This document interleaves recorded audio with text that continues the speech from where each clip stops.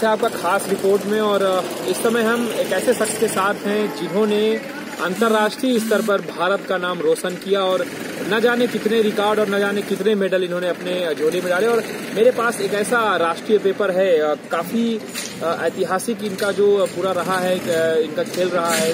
हमारे साथ ऐसे शख्स है, मैं सिर्फ एक लाइन बोलूंगा फिर आप लोगों को मिलवाता हूँ शख्स से। ये 20 साल पहले एक अखबार है राष्ट्रीय स्तर का, उस पे ये लाइन लिखी थी।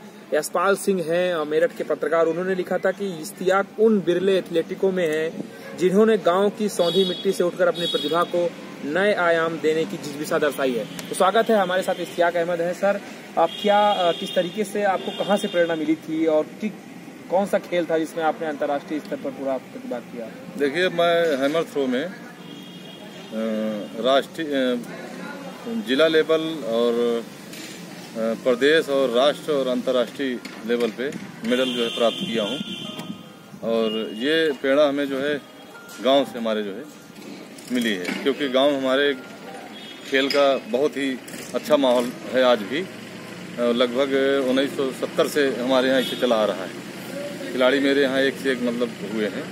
क्या लगता है सर आपको, जिस समय आपने इस खेल में प्रतिभाग किया था, एक दौर था वो भारत के स्वर्णिम दौर था भारत के एथलीटों में, अंजू अभी जाग रही हो या और खिलाड़ी रहे हो, उनके समकक्ष आप लोगों का खेल चलता था। किस तरीके से देखते हैं आप उस समय को और आज में क्या अंतर नजर आता है आपको? अब बहुत उस समय तो बहुत ही अच्छा था, लेकिन अब आज उससे भी अच्छा है।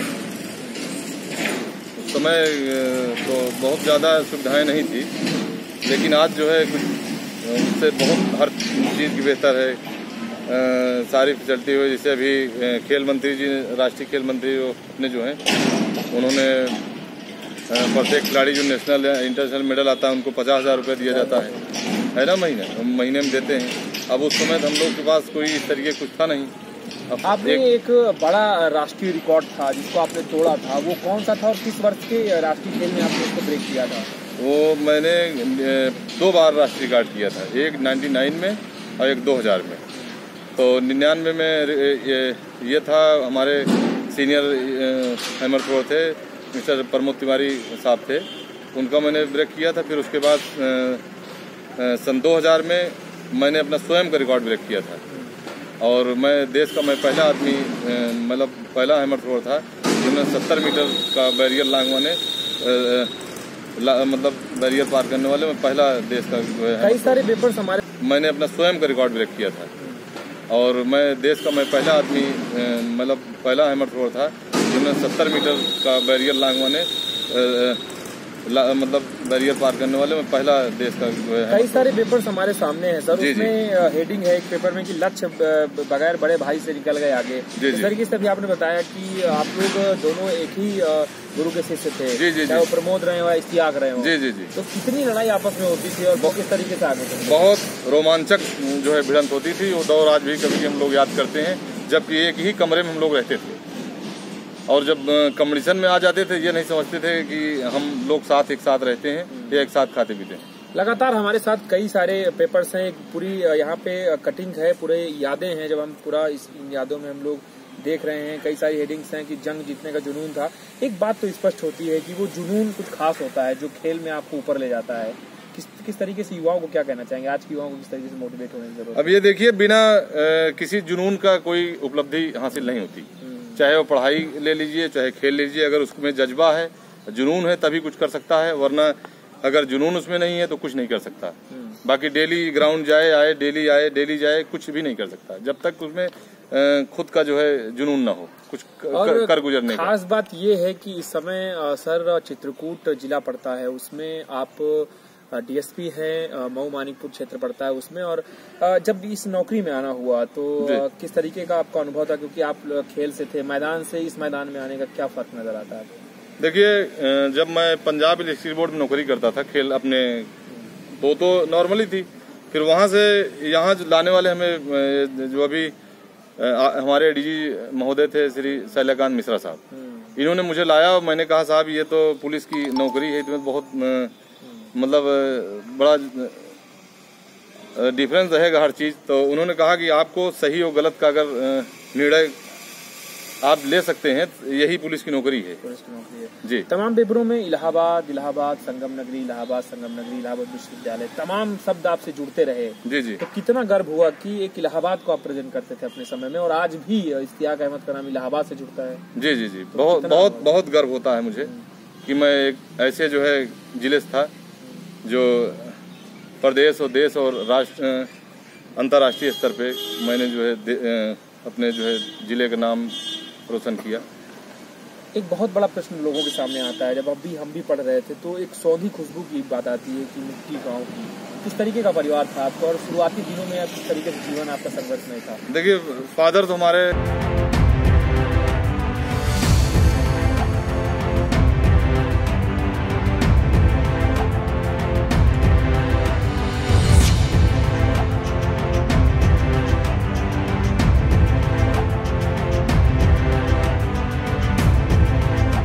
इलाहाबाद से जुड़ता है। जी जी जी, बहुत बहुत बहुत गर्व होता है मुझे कि मैं एक ऐसे जो है जिले से था जो प्रदेश और देश और राष्ट्र अंतर्राष्ट्रीय स्तर पे मैंने जो है अपने जो है जिले का नाम रोशन किया।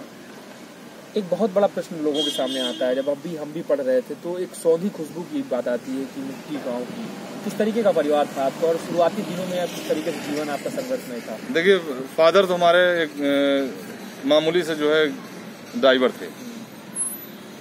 मेरे जो फादर थे वो गाड़ी चलाते थे, अपनी निजी जो है मतलब जीप रहा करती थी, उसी से हम 3 भाई 3 बहन थे। अपना जो है खाना रहना सोना सब वही पापा की जो कमाते थे उसी से हम लोग को पूरा होता था। उसके बाद बहनों की शादी और फिर उसके बाद मेरे भाइयों का जो सहयोग हमने किया है। मेरे 2 भाई वो भी इंटरनेशनल प्लेयर हैं, वो भी रेलवे में नौकरी कर रहे हैं। एक बॉम्बे में है, एक इलाहाबाद में है, प्रयाग में। भारत के लिए आपने बहुत कुछ किया और कई बार गर्व का मौका भी मिला। एक अलग अनुभव होता है जब जी, बहुत कुछ तो नहीं कर पाया। इस चीज को मुझे मतलब आज भी मैं अफसोस है कि जितना मुझे करना था मैं कर नहीं पाया। सिर्फ ये था कि आर्थिक स्थिति मेरी ठीक नहीं थी, इसलिए मैं नहीं कर पाया।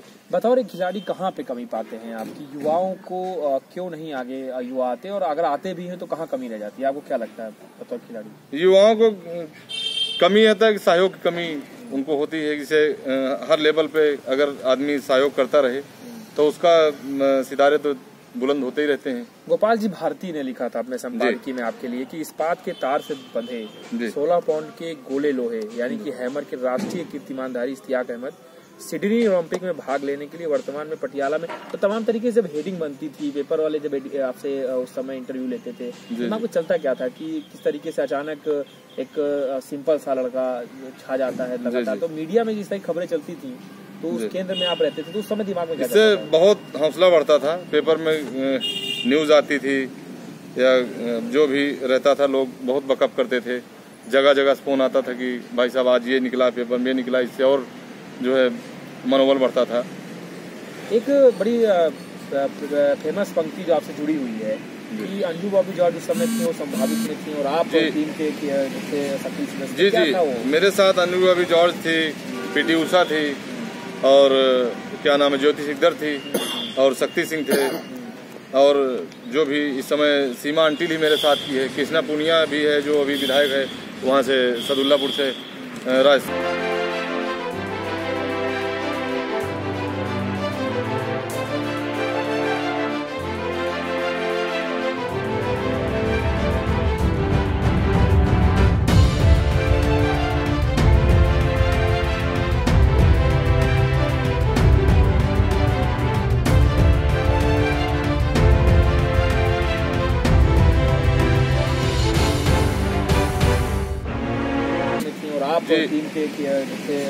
जी जी, मेरे साथ अंजू बॉबी जॉर्ज थी, पीटी उषा थी और क्या नाम है ज्योति सिकदर थी और शक्ति सिंह थे, और जो भी इस समय सीमा अंटिल ही मेरे साथ की है। कृष्णा पुनिया भी है जो अभी विधायक है वहाँ से सदुल्लापुर से राजस्थान से, वो सब मेरे साथ की ही है।